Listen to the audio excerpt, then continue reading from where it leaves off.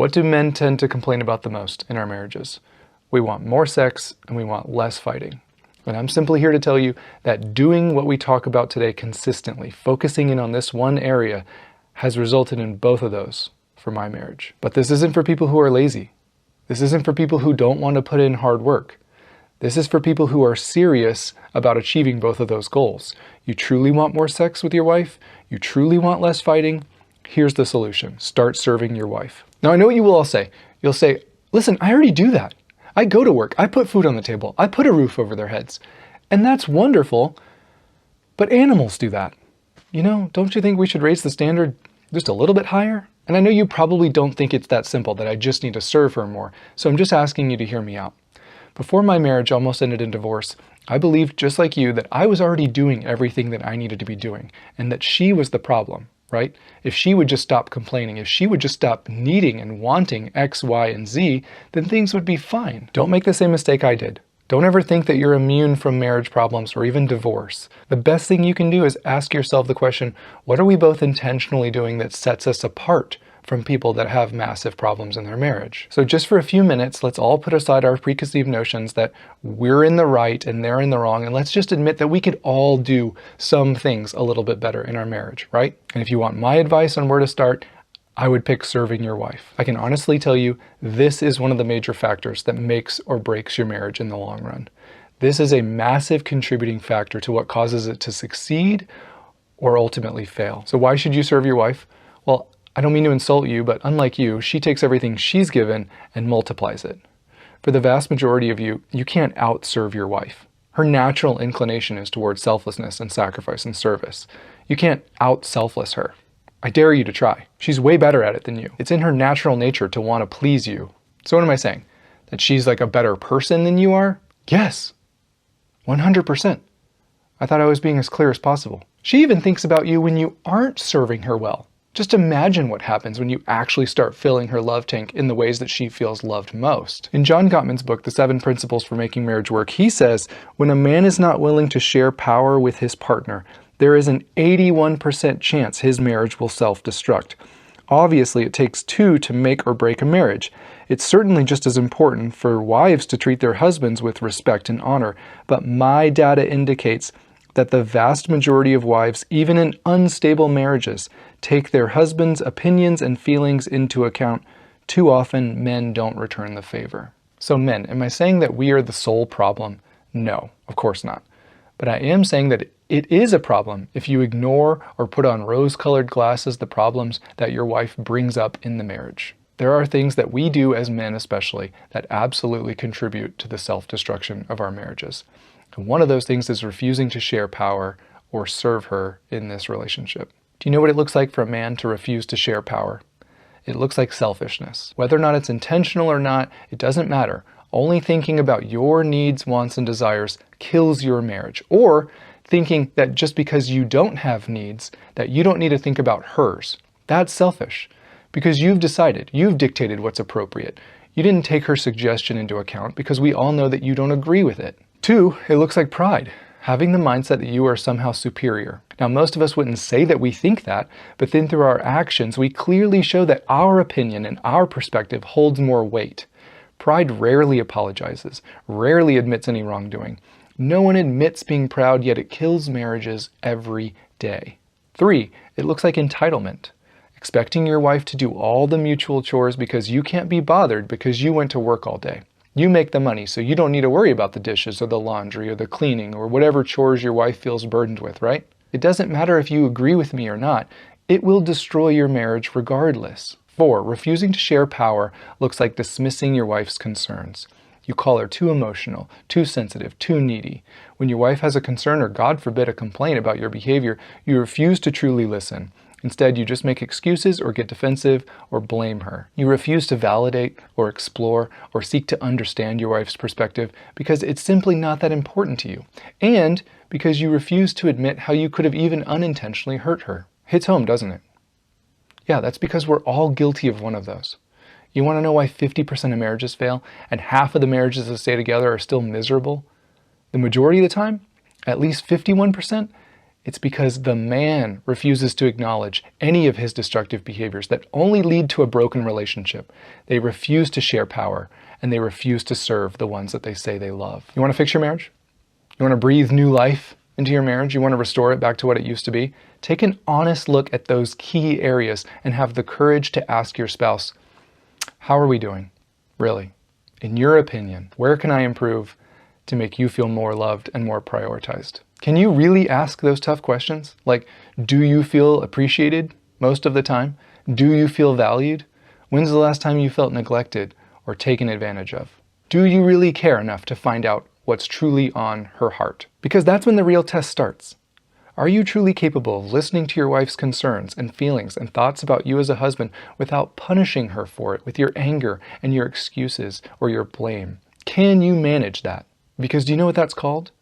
That's called humility. It's the opposite of pride, and it's a pillar of whether your marriage ultimately succeeds or fails. Are you able to take responsibility for even unintentionally hurting her or neglecting her emotionally, physically, or spiritually? Are you able to humble yourself and admit that you have unintentionally disrespected her in the past? And then are you willing to put in the hard work of moving towards growth? Because that's serving her. That's honoring her. But it's a sacrifice. Are you still willing to sacrifice for her? Or was that just a promise you made on your wedding day? So how do we execute those goals? How do we actually serve her? We serve her in the way we speak to her, especially if you're a Christian, you have no excuse. The Bible says, do not let any unwholesome talk come out of your mouths, but only what is helpful for building others up according to their needs, that it may benefit those who listen. In Proverbs, it says that your words have the power of life and death. And for some of you, you killed your marriage with the way you talked to him or her. We serve her in the way we listen. I mean, actually listen. Like when something is important to her, do you treat it as it's important to you? Are you listening to argue or correct or defend yourself? Do you immediately launch into counterattacks? No, that didn't happen like that. No, I never said that. Because I had forgotten that if she says that I hurt her, I don't get to decide that I didn't. Are you truly listening to understand and explore her perspective because it's legitimate and it's important to you? I wasn't. Are you actually a safe place for her to tell you how she's feeling without being dismissed or mocked or punished? You might want to ask her, even if you think you know the answer. And men, I don't mean to bum you out even further, but eventually you need to be sharing your needs and desires for this relationship as well. Now, I know you don't think you have any, but you do. You wouldn't be together if you didn't. That was to satisfy your need for companionship. You also have a need for respect and appreciation and sex, don't you? You would agree that if you married someone who gave you none of those, that marriage wouldn't really work, would it? Congratulations, you just discovered your needs in a relationship. Talk about them. Talk about how you feel most appreciated. Talk about how it would be nice to feel more desired. Talk about how you want to work towards closeness with her. That's called being vulnerable, and I hear it's incredibly attractive. Learn about her again. She has stressors and burdens and hopes and dreams that she's thinking about, things that she's scared of. Do you know what they are? You need to. I understand it's not vitally important to you, but it's important to her, and it's important to the health of your relationship. So start being intentional about asking. All of this stuff builds your intimacy and your closeness and your self-awareness and your emotional maturity together. Now, do you have to do all this stuff? No! Oh gosh, thank the Lord. I was really worried there for a second. No. This is only for people who want to have a successful, mutually fulfilling marriage. This is only for men who really want to have more sex and less fighting. Okay, that was unnecessary. And if you're a Christian, if you're a Jesus follower, we have no excuse. We are called and commanded to serve her and pursue her and value her and honor her. Galatians 5:13 says, serve one another humbly in love. I bet it was God's idea that you start with your spouse. Jesus says in Matthew 23 that the greatest Christians are the serving Christians. You want power in the kingdom of God? It's not through taking, it's through giving. Philippians 2 says, do nothing out of selfish ambition or vain conceit. Rather, in humility, value others above yourself, not looking to your own interests, but each of you to the interest of the others. In your relationships with one another, have the same mindset as Christ Jesus, who being in very nature God, didn't consider equality with God something to be used to his own advantage. Rather, he made himself nothing by taking the very nature of a servant. Men, you really want me to make your head explode? Ephesians says that both of you need to submit to one another out of reverence for Christ. What? I don't need to submit. I need a lead, right? The only problem was that the best leader was also the best example of what submission and service looked like. Jesus had all the power and all the righteousness and all the influence, and he took that power and he chose to leverage it to serve you by living the life that you could never live, and then choosing to die the death that you deserved to die. He valued you and me over his own comfort and suffering. He loved you enough to become your sin on the cross and take your punishment. He submitted to the Father so that we could be forgiven. Don't call yourself a Christian and then refuse to submit to your wife. And it's not submission if she's the only one compromising. It's not submitting if you view your perspective and opinion as worth more than hers. It's not submitting if you refuse to share power and serve her. We should be killing the pride and killing the arrogance and the selfishness that so easily destroys our marriages. And yet, I've never met a man who seems to struggle with any one of those. We serve her by creating a climate of appreciation, thanking her for everything she does that we appreciate. And we over-communicate this aspect because we know that unexpressed appreciation is interpreted as entitlement. Men love to say, "Doesn't she know that I appreciate her?" No! Unexpressed gratitude is interpreted as ingratitude every single time. But she doesn't want to simply be appreciated. She wants help. She wants help with the dishes and the children and the endless chores. That's serving. And of course she's appreciative that you go to work and you fix stuff around the house. You deserve credit for those. But do you know how you love to fix things so much? Like as soon as something's broken, you stop everything and you work on it until it's fixed. Well, for some of you, your marriage is broken and it needs fixing. And all she wants is for you to acknowledge that possibility and work with her on fixing it. But you refuse to admit that there's even a potential problem. Listen, if you think the marriage is fine, but she thinks it's broken, it's broken. You get that, right? If 50% of the relationship thinks it's not fine, it's not fine. And the worst thing you could do is refuse to acknowledge her opinion or dismiss her perspective and pretend like things are fine. And we serve her by cultivating an environment of affection and admiration. That means dating your wife. Touch her, kiss her more, hold her more, tell her what you admire about her. That's why she fell in love with you all those years ago. So why did you stop doing those things? For me, I had to ask the question, why do I expect my wife to treat me like she did when we were dating when I've stopped pursuing her? I've stopped touching her unless I want sex. I've stopped being excited about spending time with her, and I've stopped serving her. And instead, I got complacent. I got lazy, emotionally, physically, spiritually, and when she complained, I made up excuses why she shouldn't feel that way. Or I blamed her for being too needy. And that was part of the reason my marriage almost failed.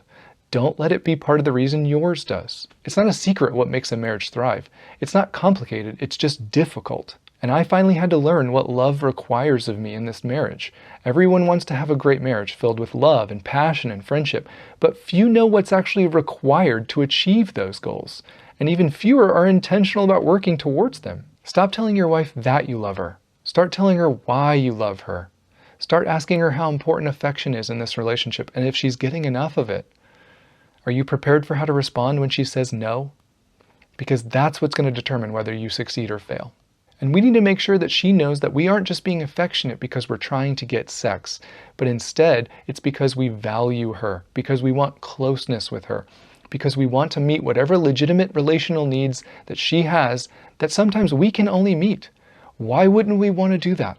There's plenty of other people that can meet all of her other needs, but we can only meet specific God-given relational needs. All men want great sex lives, but few realize that your best chance at more sex with your wife is making sure she knows that she's more important than sex. That intimacy and emotional connection with her are more important than you simply getting off. Because the majority of women aren't excited about being sexually vulnerable with someone that they're not emotionally connected with.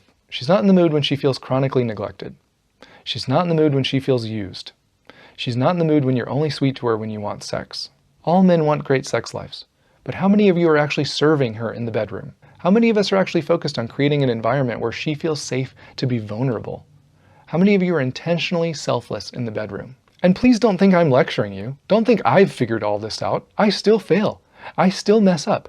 But I've had to learn how to swallow my pride and confess and apologize and have the hard conversations where I take responsibility for unintentionally hurting her or neglecting her. But that seems to make all the difference in whether your marriage succeeds or fails. Despite what you may think, she doesn't want perfection. She wants direction and intentionality. Not intentions, intentionality, as in actions. She wants connection and intimacy and closeness with the man she loves. She wants to feel safe. She wants kindness and respect. Doesn't she deserve those things? Those things aren't extra. They're level 0.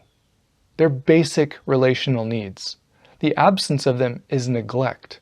And yet most of us treat them like they're extras. Like she's asking for too much. And you can go that route. And years from now, I'll still be trying to help you while you're on your second divorce, just like I would have been. Or you can work towards growth and health and depth in your marriage. You can work on eliminating your destructive behaviors and replacing them with healthy ones. We all have intentions to have a great marriage filled with respect and trust and great sex. The only problem is only certain paths lead to those destinations, and few of us are on them. Intentions with no follow-through is meaningless. It's the direction, it's the paths we're walking, not our intentions, that determine whether we end up at those destinations in our marriage, right? And I want you to have a great marriage. I know she has work to do as well. I get that, but I need you to focus on you for a season. I want you to be a man. I want you to take responsibility for what you can control in this relationship. I want you to focus on being a leader, being a lead apologizer, being a lead repenter, and being a lead servant. Serving isn't weakness, it's strength. Emotional maturity isn't a waste of time. Learning to identify your feelings so you can better connect with your spouse is strength. Pretending you don't have any and being overwhelmed with your spouse's feelings is weakness. Empathy and vulnerability, they aren't weaknesses. They're pillars of a healthy marriage. They make everything easier. Self-awareness and exploring your needs and fears and past traumas, that's not weakness. It takes a tremendous amount of courage, and it's vital to the success of your relationship. Being honest about your addictions, about your faults, about why you have so much anger inside of you, having the clarity to explore why you might try to control her, that's strength. That's what leads to a healthy relationship. That's what leads to connection and friendship and trust and the love that you want. And I bet in the majority of cases, if you truly prioritize these areas, if you truly begin to grow your intimacy and your emotional closeness together, not to simply check some boxes, but because you genuinely want to have the marriage that God intended you to have, over time, with consistency, you will see a completely new and thriving marriage, and you'll thank me for having more sex and less fights. Thank you so much for watching. That was exhausting for me as well, so we're all in the same boat. And if you got any value out of this, please don't forget to hit the subscribe button and the like button, and I'll see you in the next video.